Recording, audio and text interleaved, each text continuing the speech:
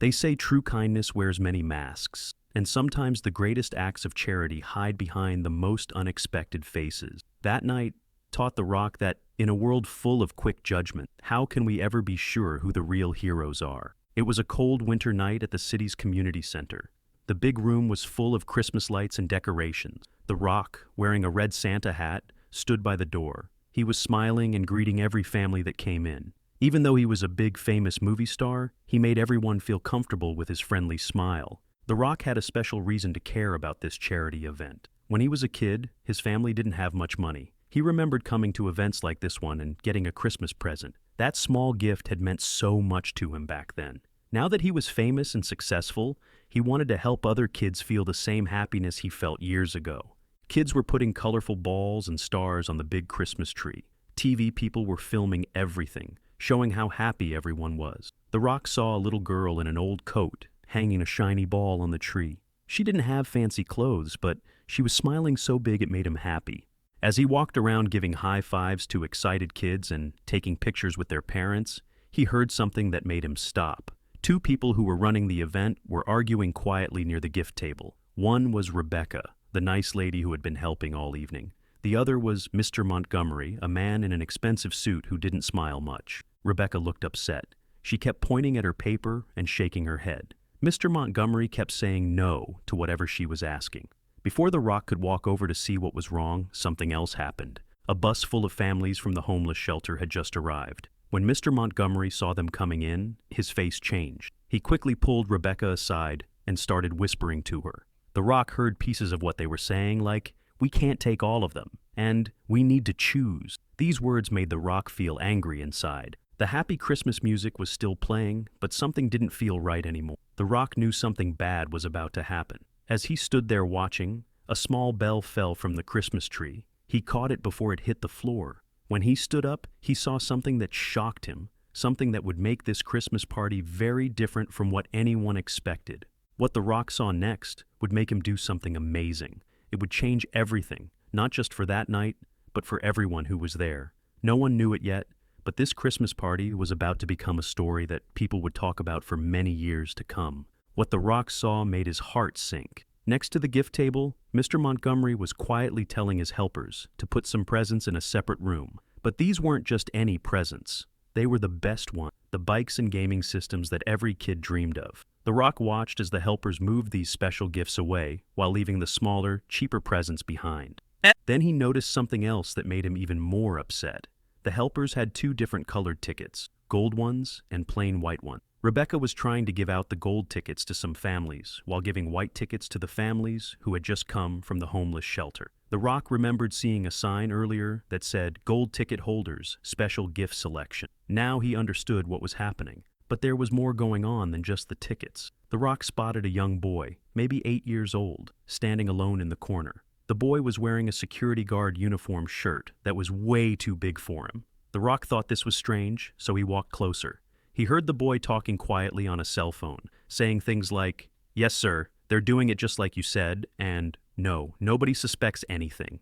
This made The Rock even more curious. He pretended to be getting some punch from a nearby table while listening.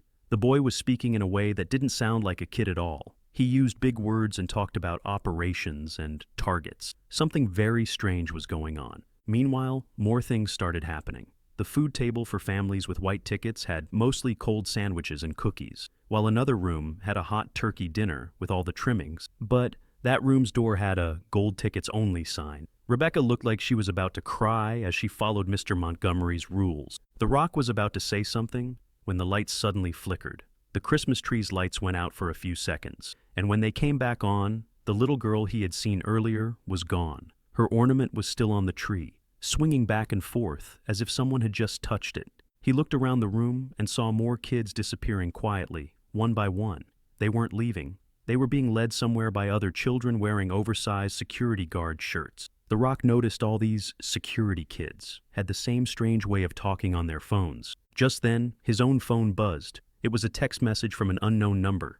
"We know what you're thinking, Mr. Johnson, but there's more to this than you know. Look behind the Santa backdrop." The Rock felt a chill run down his spine. How did someone know what he was thinking? And who was sending these messages? When he peeked behind the large Santa backdrop, he found a door he hadn't noticed before. It was marked "Maintenance Only," but he could hear children's voices coming from behind it. Happy voices, laughing voices. This didn't make sense. What was really going on at this charity event? The Rock stood there, trying to piece everything together. The unfair ticket system, the disappearing kids, the strange boy security guards, the secret door.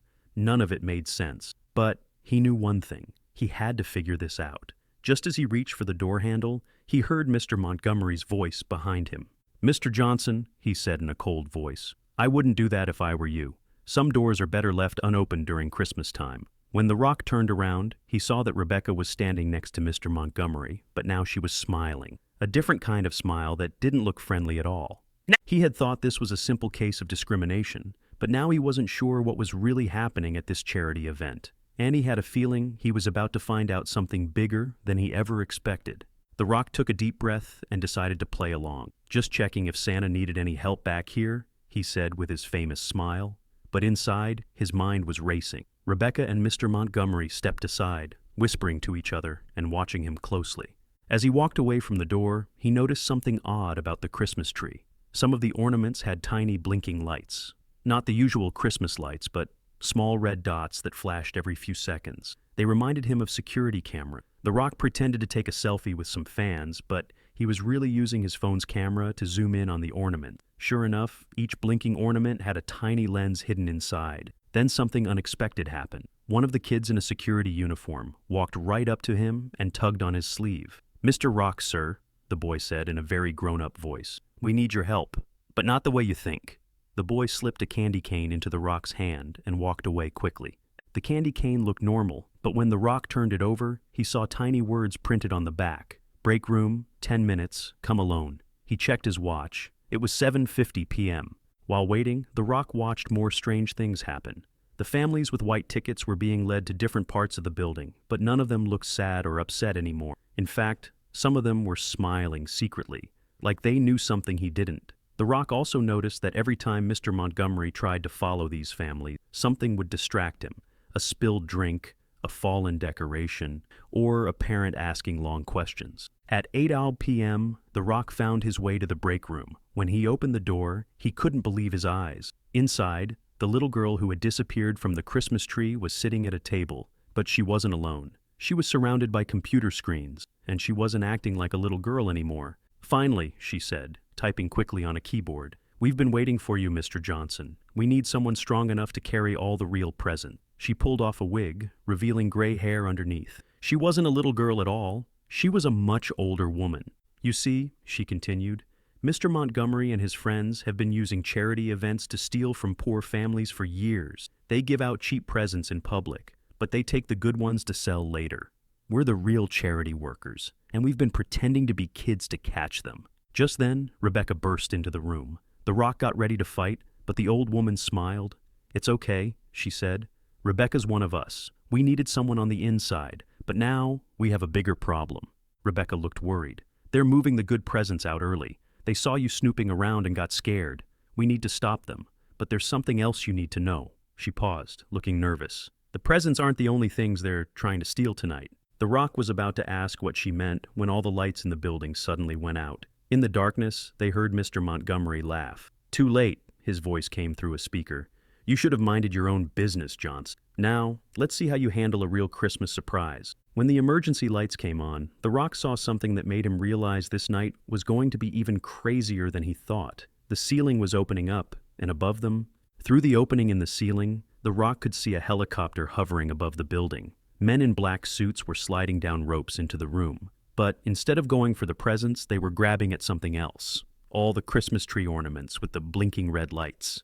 "Those aren't just cameras," the old woman explained quickly. "Each one has proof of every bad thing Montgomery and his friends have done. Years of secret recordings showing them stealing from charities all over the country. That's why we had to pretend to be kids. Nobody suspects children of recording their crimes." The Rock looked around the break room. On the computer screens, he could see what was happening in every part of the building. The families with white tickets weren't just regular families. They were FBI agents in disguise. The ones with gold tickets were actually rich people who had been paying Montgomery to get the best donated presents to resell. Rebecca pulled out a badge. I'm actually Agent Sarah Chen from the FBI. We've been tracking Montgomery for 3 years. But he's not just stealing presents. He's been using charity events to run a much bigger scam. Suddenly, Mr. Montgomery's voice boomed through the speakers again. You want to know the truth, Johnson? Those presents were just a cover. The real prize is under the building. While everyone was distracted by our little gold ticket show, my team has been busy in the basement. Would you like to know what's down there?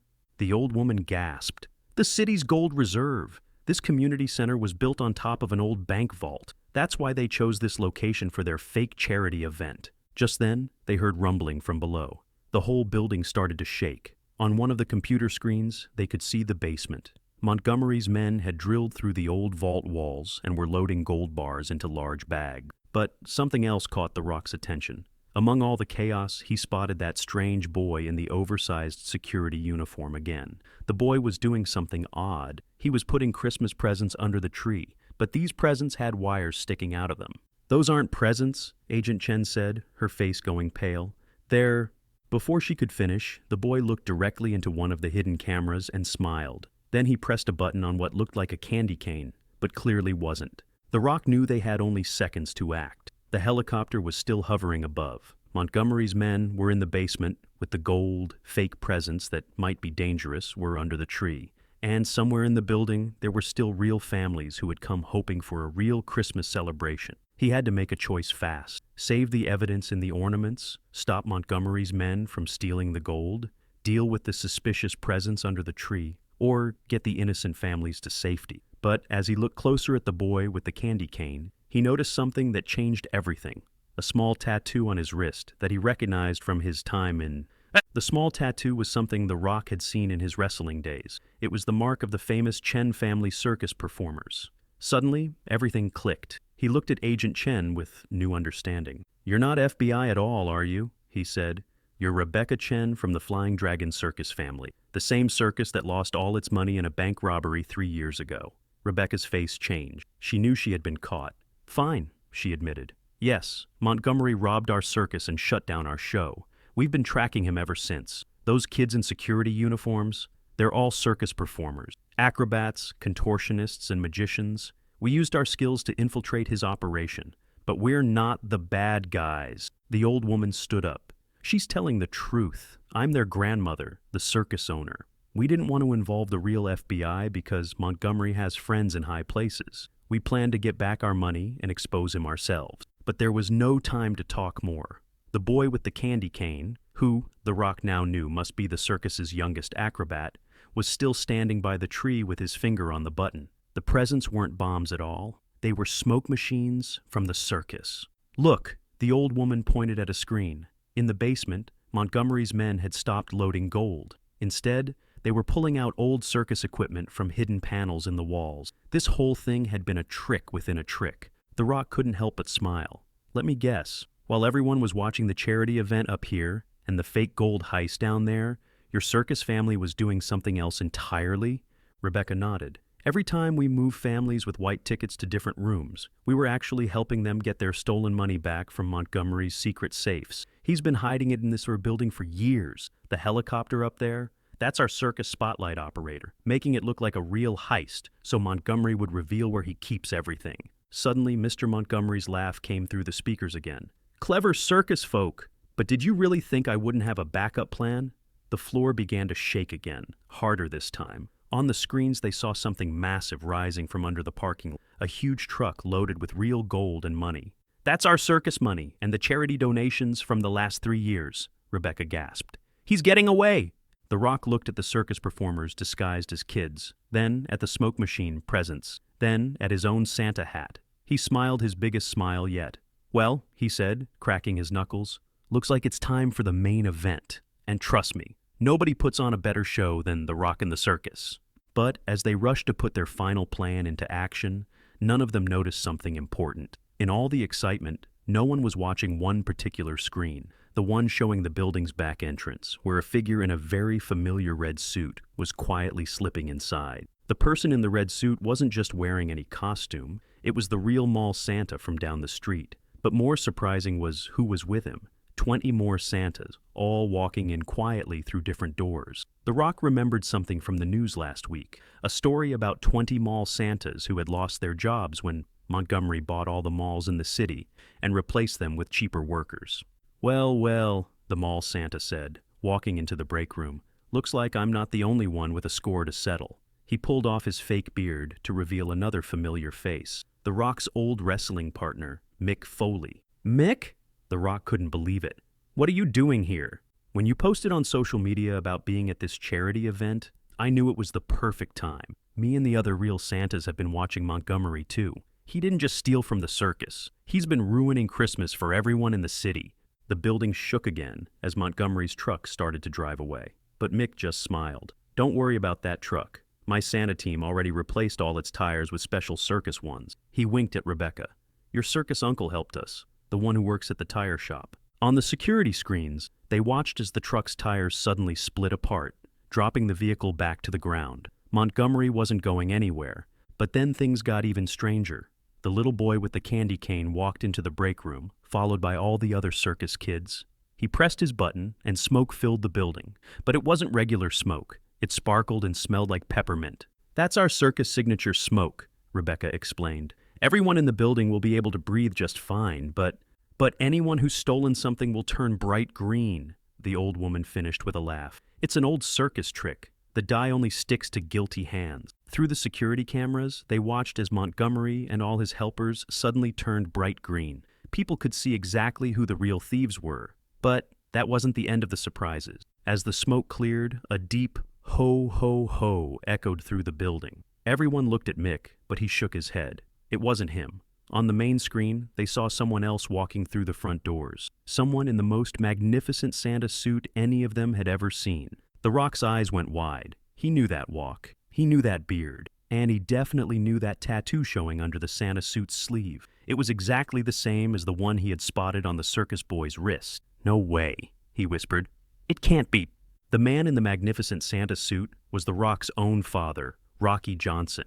He walked in with the same swagger The Rock remembered from his father's wrestling days. But how did he have the same tattoo as the circus performer? Dad? The Rock asked in disbelief. What are you doing here? Rocky Johnson smiled as he walked closer. Son, there's something I never told you about our family. Before I became a wrestler, I was part of the Flying Dragon Circus. That's where I met your mother.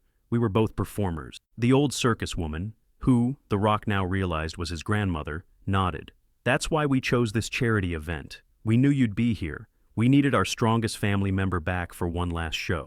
Suddenly, the building's lights turned brilliant rainbow colors. All the security kids unzipped their oversized uniforms to reveal sparkling circus costumes underneath. The Christmas tree started spinning, lifted by hidden circus equipment, and the fake presents burst open, releasing not just smoke, but beautiful streams of glitter and ribbons into the air. But Montgomery wasn't done yet.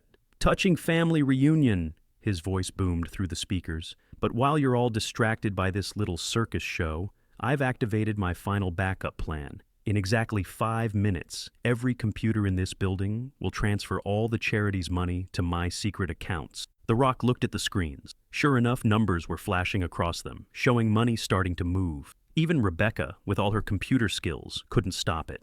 Wait, The Rock said, remembering something. Earlier tonight, I caught a fallen ornament. It made a strange ringing sound. He pulled it from his pocket.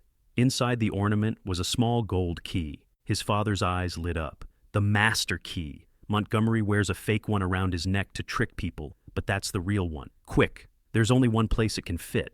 The Rock looked around the room. All the circus performers pointed to the same thing, a tiny keyhole hidden in the star on top of the spinning Christmas tree. But the tree was now spinning so fast, it looked impossible to reach.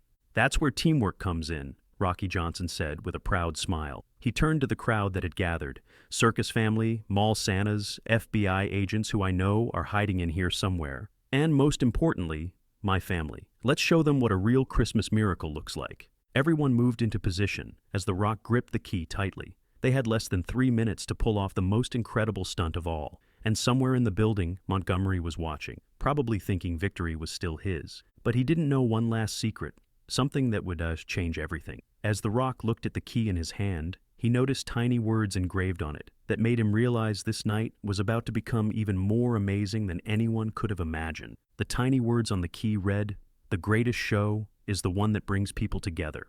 As The Rock read these words aloud, something magical started happening.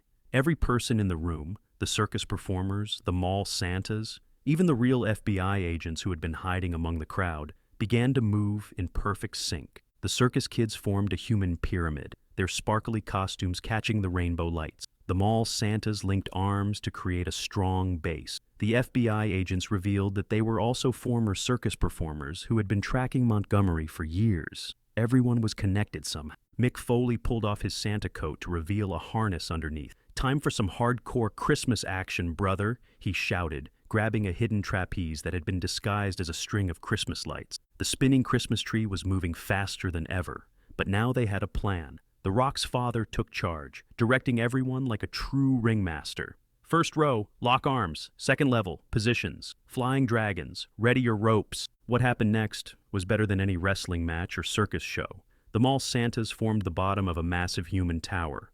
Above them, FBI agents who turned out to be secret acrobats created the next level. Circus performers swung from hidden trapezes, creating a moving stairway of people leading up to the spinning tree.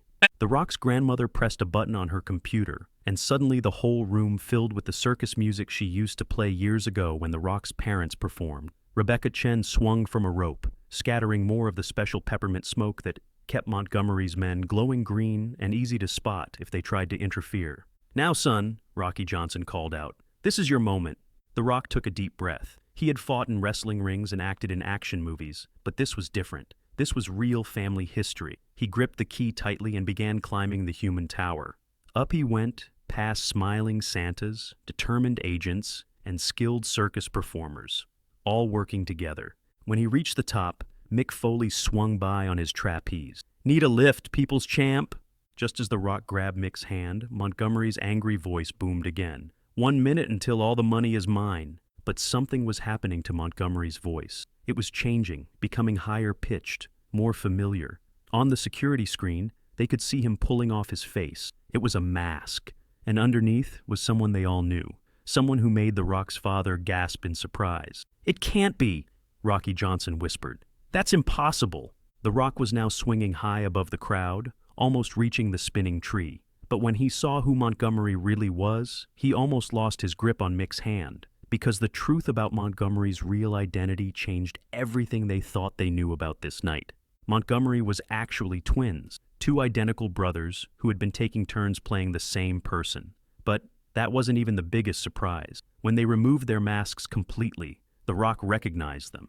They were his long-lost uncles, the Chen twins, who had disappeared from the circus 20 years ago after a failed, dangerous stunt. "Uncle Jimmy, Uncle Johnny," The Rock called out, still hanging from Mick's trapeze near the spinning tree. His father's face showed both shock and sadness. "That's right, nephew," they said together.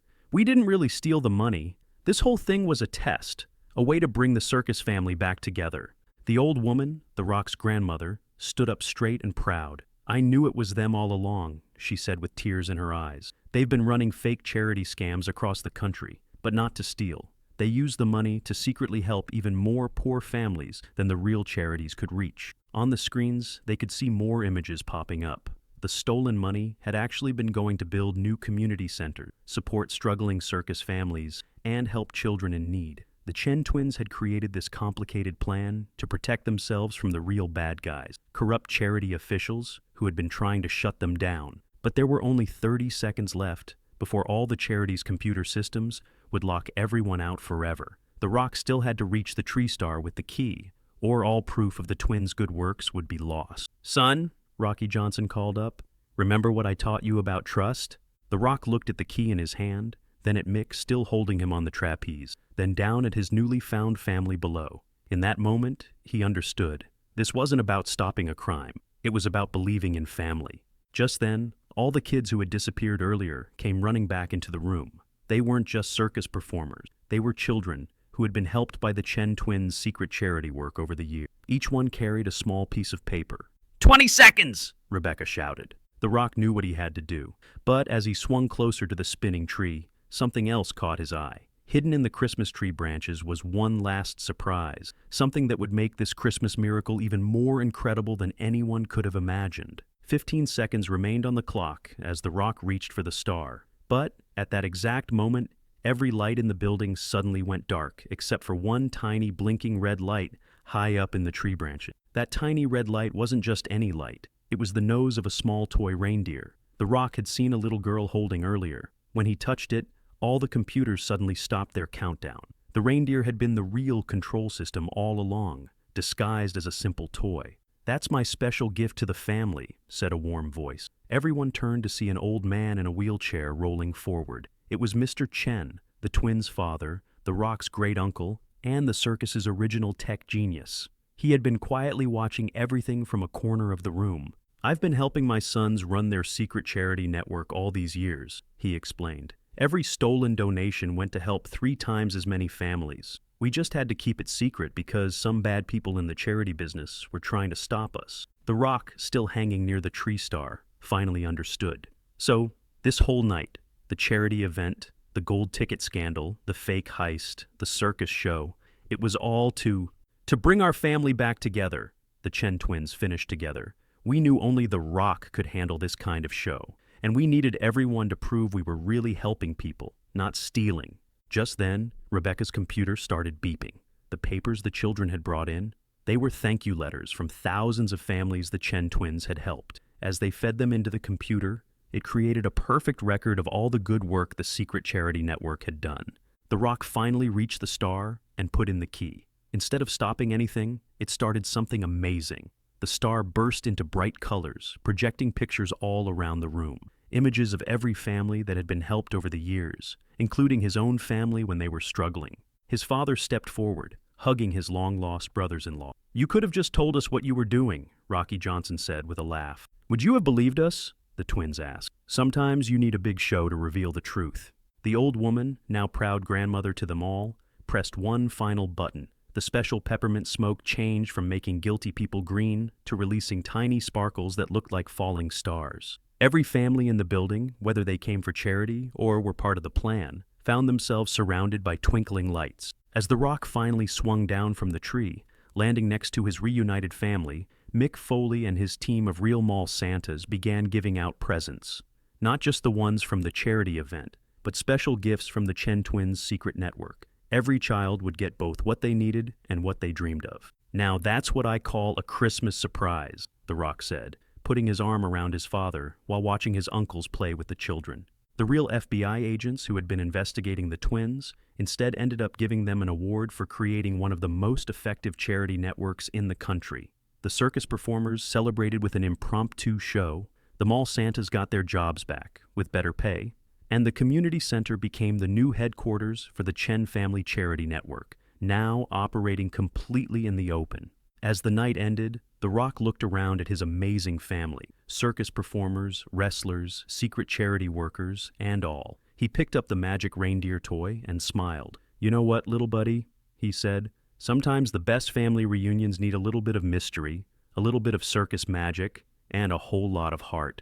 And from that Christmas on, the story of how the rock discovered his family's secret charity circus became a holiday legend, told every year as proof that the greatest acts of kindness sometimes come with the most surprising twists.